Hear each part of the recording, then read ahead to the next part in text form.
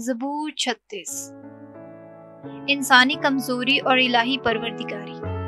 شریر کے باطن میں اسے شرارت بات کرتی ہے، اس کی نگاہ میں خداوند کا خوف کچھ نہیں ہے، کیونکہ وہ اپنے جی میں اپنے آپ کو تسلی دیتا ہے کہ میری بدی نہ تو فاش ہوگی اور نہ مکروہ سمجھی جائے گی۔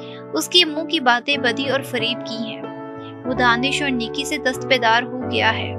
وہ اپنے پلنگ پر بھی شرارت کی سوچ میں رہتا ہے، وہ ناگوار راہ پر قدم رکھ کے بدی سے نفرت نہیں کرتا۔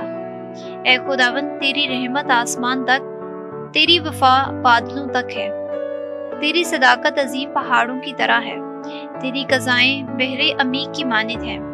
اے خداوند، تو انسان اور حیوان کا محافظ ہے۔ اے خدا، تیرا کرم کیا ہی بیش بہا ہے۔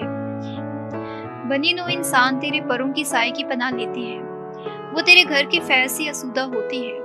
تو ان کو اپنی خوشنودی کی نہر میں سے پلاتا ہے، کیونکہ تیرے پاس چشمہ حیات ہے اور ہم تیرے نور میں روشنی دیکھتے ہیں۔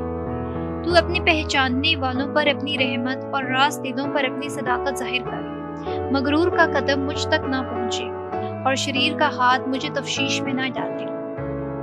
دیکھ، بد کردار گھرے پڑے ہیں، وہ دھکیلے گئے اور اٹھ نہیں سکتے۔ آمین۔